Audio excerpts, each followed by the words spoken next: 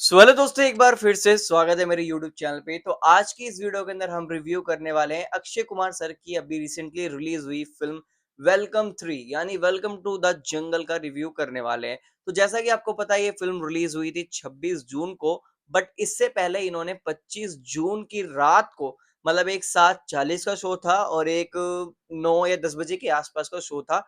दो शो रखे थे पेड प्रीव्यू का। अब देखो पेड प्रीव्यू मैं आपको समझा देता हूँ। आफ्टर धुरंधर ह्यूज सक्सेस, मतलब धुरंधर की ह्यूज सक्सेस के बाद बॉलीवुड में एक नया फॉर्मूला चल रहा है जो कि है पेड प्रीव्यू का। इससे क्या होता है, जैसे आपको पता है कि यूजुअली जो बॉलीवुड की फिल्में होती है या फिर जो अदर फिल्में होती है वो फ्राइडे को रिलीज होती है। तो इनके पास 3 दिन का समय होता है, Friday, Saturday and Sunday. But paid preview से क्या हुआ, इनको एक दिन एक्स्ट्रा मिल जाता है कुछ एक्स्ट्रा कमाने का। जैसा कि मैं आपको बता दूं, धुरंधर 1 जब इसका पेड प्रीव्यू वाला शो रिलीज हुआ था तो लोग इतने ज्यादा एक्साइटेड थे, इतने ज्यादा एक्साइटेड थे, जिसका मतलब आपको मैं पेड प्रीव्यू का सिर्फ कलेक्शन बताऊं तो 20 से 25 करोड़ था। और जब ये फिल्म रिलीज हुई थी तो उस समय टोटल ओवरऑल मतलब जो इसका कलेक्शन आया था वो 75 से 80 करोड़ आया था। तो आप देखो कितना ज्यादा बेनिफिट होता है पेड प्रीव्यू से। तो सेम यही फॉर्मूला अप्लाई करा गया है वेलकम टू द जंगल में। इसका शो था 25 जून को और जो मैं शो देखने गया था वो 7:40 का शो था। अब देखो दोस्तों, रिव्यू स्टार्ट करने से पहले मैं आपको शॉर्ट फॉर्म में बता देता हूँ फिल्म की स्टार कास्ट के बारे में। तो इस फिल्म के अंदर आपको नजर आने वाले हैं अक्षय कुमार सर, जिनका एक ड्यूअल कैरेक्टर है, उसके बारे में मैं आगे वीडियो में डिस्कस करूंगा। सुनील शेट्टी सर देखने को मिलने वाले हैं आपको इस फिल्म के अंदर। काफी टाइम बाद सुनील शेट्टी सर और अक्षय कुमार सर इस फिल्म में साथ नजर आने वाले हैं। और इसके अंदर आपको परेश रावल सर, राजपाल यादव सर, इन दोनों को आपने इससे पहले अभी रिसेंटली रिलीज हुई प्रियदर्शन सर की फिल्म भूत बंगला में जरूर देखा होगा।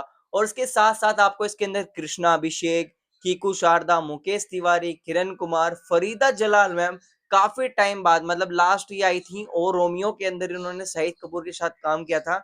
अब ये इस फिल्म के अंदर आ रही है और उनका जो कैरेक्टर है बहुत ही बढ़िया कैरेक्टर है। क्योंकि जब ये बोलती हैं तो इनकी जो जुबान होती है वो लड़फड़ाती है, सही से बोल नहीं पाती, जिसकी वजह से इस फ़िल्म को देखने का बहुत ही ज़्यादा मज़ा बढ़ जाता है। और इसके अलावा आपको बाकी जो अदर एक्टर हैं, जैसे अफ़ताब शिदवानी, फिर आपकी जैकी श्रॉफ का जो कैरेक्टर है वो टोटली डिफरेंट है। उनका जो कैरेक्टर है वो एक मुजाहिदीन है, मतलब आईएसआई टेररिस्ट है, जो कि पूरी फ़िल्म के अंदर माहौल चेंज कर दे। अब बात करते हैं दोस्तों फ़िल्म की कहानी के बारे में। तो फ़िल्म की कहानी सिंपल सी होती है। जो परेश रावल सर हैं और जो राजपाल यादव सर हैं, ये दोनों बहुत बड़े डायरेक्टर बनना चाहते हैं और एक बहुत बड़े बजट की फिल्म डायरेक्ट करना चाहते हैं। बट होता है क्या, जो इनका डायरेक्शन का तरीका है वो बहुत ही ज्यादा बेकार होता है, जिस वजह से कोई भी प्रोड्यूसर इनको साइन नहीं करना चाहता। बट कहानी में एंट्री होती है अपने जाकिर हुसैन सर के कैरेक्टर की, जो कि बहुत ही ज्यादा बड़ा पैसे वाला होता है। और उनका एक दोस्त होते हैं पॉलिटिशियन बिरजू शुक्ला सर, जिनको आपने पीके में भी देखा होगा, जो मंदिर वाला सीन होता है। तो वो कहते हैं कि तेरे पास जितने पैसे है उससे एक फ्लॉप फिल्म मतलब तू प्रोड्यूस कर, जिससे तू इनकम टैक्स की रेट से बच सके। बट कहानी में होता है क्या है दोस्तों, जिस पॉलिटिशियन दोस्त के भरोसे वो बैठा होता है उसकी सरकार नहीं आती, किसी अपोजिशन की सरकार आ जाती है और यहाँ पे जाकिर हुसैन सर के घर पे रेड पड़ने वाली होती है। बट होता है क्या, ये चीजें ना जॉनी लीवर सर को नहीं पता होता, जो उसके असिस्टेंट होते हैं, जाकिर हुसैन सर के असिस्टेंट होते हैं। और उनको तो साफ-साफ बोल दिया जाता है कि भाई तू 2000 करोड़ की फ़िल्म बना और जितने पैसे उड़ा सकता है, जितने पैसे उड़ा सकता है, तू पैसे दबा के उड़ा। ठीक है? तो वो लोग एक जगह पे शूट करने जाते हैं, वहाँ पे 175 करोड़ का जो बजट का सेट लगाया जाता है, वो भी उड़ा दिया जाता है। फिर उस समय जाकिर हुसैन सर का फ़ोन भी आता है कि भाई तू शूटिंग रोक। कह रहा हाँ, हाँ, मैंने तो 175 करोड़ उड़ा दिए, अब और भी पैसे उड़ाने वाला हूँ। तो कहता है कि नहीं, इसको 1 दिन के अंदर ही खत्म कर। तो इस शूटिंग को जब 1 दिन को अंदर खत्म करने की वजह से ये लोग क्या-क्या सोचते हैं, क्या प्लान बनाते हैं। परेश रावल सर और राजपाल यादव सर कहते हैं कि एक काम करते हैं, हमारे पास ज़्यादा बजट तो है नहीं, तो चलते हैं इस फ़िल्म को किसी लाइव लोकेशन पे शूट कर रहे हैं। ये चीज़ें हम बाकी के कलाकारों को नहीं बताएँगे, कि एक मतलब नया ट्विस्ट रखेंगे। हम कह देंगे जो आप गाँव वाले देख रहे हो, वो सारे थिएटर आर्टिस्ट हैं। बट होता है क्या दोस्तों, वो सारे रियल गाँव वाले होते हैं और इस फ़िल्म की शूटिंग होती है आज़ाद नगर में। और आज़ाद नगर के अंदर जो खौफ है, वो जैकी श्रॉफ का है। मतलब जैकी श्रॉफ का जो कैरेक्टर वो इतना खूंखार होता है कि वहाँ का जो एक कुआँ होता है ना, कुएँ से पानी तक नहीं पीने देता, इतना ज़्यादा खौफ होता है। बट यहाँ पे केओस तब आता है जब ये लोग वहाँ पे जाते हैं और इनको बताया जाता है कि एक आर्मी ऑफिसर वाली फ़िल्म है और रवीना टंडन मैम का जो कैरेक्टर है, दिशा पटानी का है और जैकलीन का कैरेक्टर है, उन सबको पता नहीं होता कि यहाँ पे मतलब शूटिंग चल रही होती है। रवीना टंडन मैम तो नॉर्मल गाँव वाली ही होती हैं। वहाँ पे जो शूटिंग करने जाते हैं, तो काफ़ी ज़्यादा मतलब फ़नी वे में मतलब बहुत ही ज़्यादा आपको मज़ा आने वाला है। फर्स्ट हाफ अगर मैं मतलब ऑनेस्टली कहूँ, तो फर्स्ट हाफ मुझे इतना मतलब एक्साइटेड नहीं लगा या फिर आप कहो कि बहुत ही ज़्यादा कॉमेडी थी, क्योंकि इस फ़िल्म को मैं आपको बता दूँ, इसके जो डायलॉग है ना, वो फरहाद सामजी ने लिखे हैं। इससे पहले मैं आपको बता दूँ, इन्होंने एंटरटेनमेंट के डायलॉग लिखे थे और एंटरटेनमेंट मतलब ये कोशिश कर रहे थे कि उसको कॉमेडी मूवी बनाने के लिए, बट कॉमेडी बनाने की जगह इन्होंने एक ही जो पंच लाइन होती है ना, उसको बार-बार रिपीट कर के उसको फ़िल्म को भी बोरिंग बना डाला। तो ऐसा ही कुछ थोड़ा-थोड़ा आपको इस फ़िल्म के अंदर भी नज़र आने वाला है। अब देखो मेकर्स बता रहे थे कि ये जो फ़िल्म है, ये लिखी है नीरज वोरा सर ने। हाँ जी, वही अपने लीजेंडरी नीरज वोरा सर जिन्होंने हेरा-फेरी, फिर हेरा-फेरी फ़िल्म डायरेक्ट करी है और प्रियदर्शन सर की जो मोस्टली फ़िल्में हैं, सुपर हिट फ़िल्में, उसमें डायलॉग और उसकी जो मतलब स्टोरी वगैरह, वो सारे नीरज वोरा सर लिखते थे। ऐसा मतलब फिरोज नाडियाडवाला का कहना है कि ये उनका जो लास्ट ड्राफ्ट था, मतलब लास्ट टाइम इस फ़िल्म को लिख रहे थे, फिर उसके बाद वो बीमार पड़ गए थे और उनकी डेथ हो गई। तो ऐसा कह के बेचा जा रहा है, बट मेरा ऐसा मानना है अगर नीरज वोरा सर होते ना, तो इस टाइप की फ़िल्में नहीं लिखते हैं। जिस हिसाब से इन्होंने मतलब इस फ़िल्म की कहानी बना रखी है, अहमद खान ने डायरेक्ट कर रखा है, अहमद खान के बारे में आप जानते ही हो, उनका जो रिकॉर्ड रहा है ना, वो बहुत बेकार रहा है। बागी एक बार क्या चल गई, उसके बाद बागी की उन्होंने लाइन ही लगा दी। टाइगर श्रॉफ का जो करियर बर्बाद करने वाले हैं ना, वो मेरा ऐसा मानना है अहमद खान का उसमें बहुत बड़ा हाथ है। तो जो डायरेक्शन है वो आपको एकदम मतलब बेसिक दिखने वाला है। इसके अंदर कॉमेडी से ज़्यादा ना आपको एक्शन देखने को मिलेगा। सबसे बेस्ट मतलब मुझे क्या लगा ऑनेस्टली मैं आपको बताऊँ सेकंड हाफ।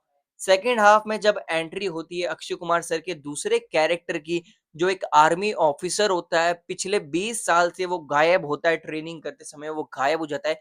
उसे जो टेररिस्ट होते हैं मतलब जो जैकी श्रॉफ होता है वो काफ़ी टाइम से बंदी बना के एक गुफ़ा सी होती है मतलब चैम्बर टाइप का होता है, उसके अंदर बंद करके रख देता है। जब वो लोग उसको छुड़ाते हैं, वहाँ पे जब एंट्री होती है अक्षय कुमार सर के दूसरे कैरेक्टर की, जिसकी जीभ काट दी गई होती है और वो तोतला के बोलता है, वहीं से थोड़ी बहुत मतलब मुझे पर्सनली फ़ील हुआ। अब आप लोग फ़िल्म देखोगे, आपको कैसी लगेगी वो आप देख के बताना, बट मुझे जो पर्सनली फ़ील हुआ वो सेकंड हाफ में बहुत ही ज़्यादा मज़ा आया।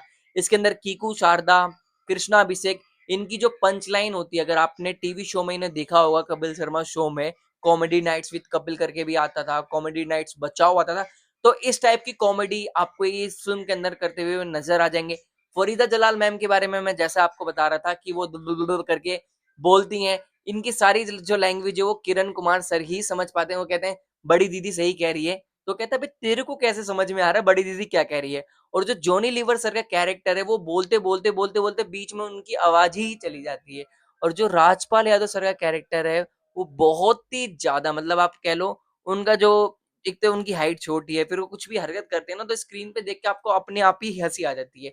तो सेम वैसे ही हँसी आपको बड़ी स्क्रीन पे वेलकम टू द जंगल के अंदर नज़र आते हैं। और अक्षय कुमार सर का जो कैरेक्टर होता है, आपको जैसे कि मैंने बता दिया, एक भोजपुरी फ्लॉप एक्टर होता है, तो उसके अंदर जो चीप वाली हरकतें होती हैं, वो पहले फ़िल्म साइन करता है, कहता है, "नहीं, मैं 50" तो उनको लगता है कि ये 50,000 में साइन करना है। वो कहता है कि, "नहीं, 50 नहीं।" वो कहता है, "50 लाख?" कह रहा है, "नहीं, नहीं, 50 करोड़।" फिर वो जब समझ जाता है कि ये लोग कटने वाले हैं, तो वो कहता है 50 करोड़ अभी, 50 करोड़ बाद में, बाकी के 100 करोड़ उसके बाद में, जब फ़िल्म खत्म होने वाली होगी। तो 200 करोड़ लेता है वो इस फ़िल्म के। अब उनको तो कोई टेंशन होती नहीं क्योंकि वो लोग तो बजट बना के आते हैं, हमें तो 2000 करोड़ उड़ाने हैं। ओवरऑल फ़िल्म की कहानी ऐसे ही चल रही होती है, वो एक फ़िल्म की शूटिंग करने जाते हैं, वहाँ पे केओस होता है और कई सारी चीज़ें आपको इस फ़िल्म के अंदर नज़र आने वाली है। कॉमेडी भी है, थोड़ा एक्शन भी दिखा रखा है और कई सारे सीन ना इन्होंने अपनी पुरानी फ़िल्मों से जोड़ रखे हैं। जैसे कि सुनील शेट्टी सर का जो कैरेक्टर है एड़ा अन्ना आपने अगर आवारा पागल दीवाना देखी होगी तो उसके अंदर भी एड़ा अन्ना होता है। वो कहता है अरे! वो उसको क्या बोलते हैं? अरे नहीं, नहीं, नहीं, नहीं, उसको क्या बोलते हैं? तो ऐसे ही सेम मतलब सेम वैसे ही कैरेक्टर इन्होंने इस फ़िल्म के अंदर उठा के सुनील शेट्टी को दे दिया है कि आप ये प्ले करो एड़ा अन्ना। जो मतलब बातों को बोलने की कोशिश करता है, वो सही से नहीं बोल पाता, फिर उसका कुछ डबल मीनिंग ही निकल जाता है। सेम वैसा ही फराज सामजी ने उठा के इस फ़िल्म के अंदर डाल दिया है। तो बस यही था रिव्यू। अगर आप लोगों ने फ़िल्म अभी तक नहीं देखी है, तो जाके दिखाइए।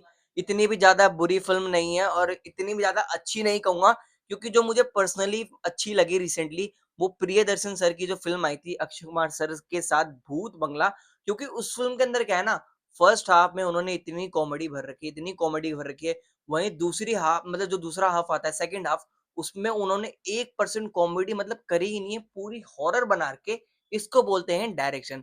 बट वेलकम टू जंगल में क्या हो रहा है, कॉमेडी भी है, एक्शन भी है, फिर आपको कहीं पे ओवर एक्टिंग भी फ़ील होती है। फिर ये लोग आपको कोशिश करते हैं नॉस्टैल्जिया फ़ील कराने की, कि हाँ भाई देखो पैसा ही पैसा होगा। वो केले वाला सीन होता है जॉनी लीवर का कि अरे मैं हेरा-फेरी वाला नहीं हूँ, वो कोई दूसरा है, उसके पीछे भालू पड़ जाता है। तो मतलब इन्होंने सोचा है कि ऑडियंस को ऐसे कनेक्ट कराया जाए, तो हो सकता है ऑडियंस आए। बाकी एक बार आप लोग खुद जाइए, फ़िल्म देखिए, आपको ये फ़िल्म कैसी लगती है, आइए कमेंट करके बताइए। मैं अगर अपनी पर्सनल रेटिंग देना चाहूँ तो 5 में से साढ़े 3 देना चाहूँगा, बाकी के डेढ़ नंबर मैंने इसलिए काटे हैं, स्टोरी अगर मतलब चाहते तो और अच्छी बन सकती थी, और बाकी के जो कैरेक्टर है जैसे आफ्ताब आफ्ताब सिद्दवानी का कैरेक्टर है, और भी जो कैरेक्टर है उनको ज़्यादा टाइम या फिर ज़्यादा स्क्रीन दी जा सकती थी, और इसके अंदर कुछ कैरेक्टर ऐसे थे जिनकी ज़रूरत नहीं थी, बट ज़बरदस्ती सीन को बनाने के लिए फ़िल्म के अंदर डाला गया है। जैसे दिलेर मेहंदी का कैरेक्टर है, उनसे तो देखो वो सिंगर हैं, वो एक्टर तो है नहीं, अब उनसे ज़बरदस्ती एक्टिंग कराने की कोशिश करिए। दिलेर मेहंदी का जो गाना है, तुनक तुनक तू तारारा, तो उस गाने के चक्कर में इन्होंने दिलेर मेहंदी को पूरी फ़िल्म के अंदर ले लिया। ये चीज़ मुझे समझ में नहीं क्यों लिया? कम अगर स्टार कास्ट होती तो भी फ़िल्म बेस्ट बन सकती थी। अगर ये चाहते तो, जैसे अगर एंड में मेरा ऐसा मानना है, एंड में नाना पाटेकर या फिर अनिल कपूर, इनको एंड में ले आते, इससे हो सकता था हिंट दे सकते थे ये वेलकम 4 का, कि वेलकम 4 की कहानी अब ये होगी।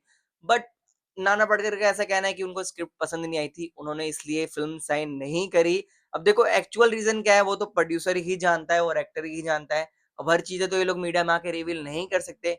नाना पाटेकर का कहना ऐसा है कि उनको स्क्रिप्ट पसंद नहीं आई थी, इसलिए उन्होंने ये फ़िल्म साइन नहीं करी, क्योंकि उनको डायरेक्शन समझ में नहीं आ रहा था।